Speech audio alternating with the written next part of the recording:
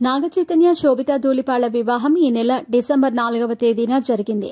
Annapurna studio వేదికగా వీరిద్దరూ వైవాహిక జీవితంలోకి అడుగుపెట్టారు. అయితే అంతకుముందు సమంతతో పెళ్లి జరిగిన నాగచైతన్య అప్పట్లో 200 కోట్లు విడాకుల సమయంలో ఆఫర్ చేశారనే వార్త నెట్టింట ప్రస్తుతం వైరల్ గా మారింది. నాగచైతన్య శోభితా ధూళిపాళ్ల ప్రేమించి పెళ్లి చేసుకున్నారు. వీరిరువురూ పెద్దల నొప్పించి డిసెంబర్ 4వ తేదీ హైదరాబాద్లోని అన్నపూర్ణ స్టూడియోలో వివాహాన్ని వైభవంగా జరుపుకున్నారు. ఈ వివాహానికి సన్నిహితులు, కుటుంబ సభ్యులు మాత్రమే అటెండ్ అయ్యారు.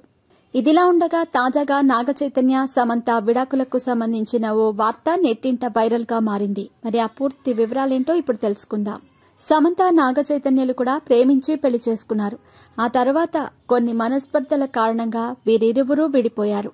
అయితే విడాకులు తీసుకునే సమయంలో కోర్టు సమంతకు భరణం చెల్లించాల్సిందిగా నాగచైతన్యను ఆదేశించింది. బిజీగా గడుపుతున్న లైఫ్ లో చిన్న బ్రేక్ తీసుకుని ఎంజాయ్ చేయాలి అనుకుంటున్నారా? అయితే వెంటనే ఆర్వీ వెకేషన్స్ ప్రైవేట్ లిమిటెడ్ ని సంప్రదించండి. మరిన్ని డీటెయిల్స్ కోసం సంప్రదించండి 7997979960. దీంతో నాగచైతన్య కుటుంబం సమంతకు 200 కోట్లు ఆఫర్ చేశారట. అయితే సమంత ససేమీరా అప్పట్లో భరణం తీసుకోలేదనే వార్తలు వెల్లువెత్తాయి. ఒకవేళ తీసుకుని ఉంటే అప్పుడే భరణం గురించిన విషయం తెలిసిపోయేది. వార్తలు హల్చల్ చేసేవి.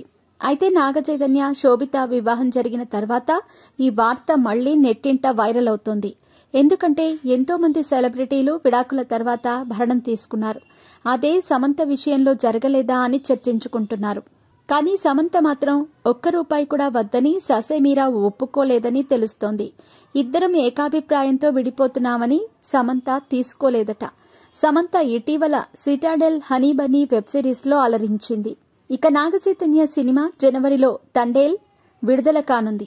ఈ సినిమాలో సాయి పల్లవి హీరోయిన్ గా మరోసారి నాగచైతన్యతో నటించింది. ఇదిలా ఉండగా నాగచైతన్య శోభితా ధూళిపాళ్లను రెండో వివాహం చేసుకున్నారు.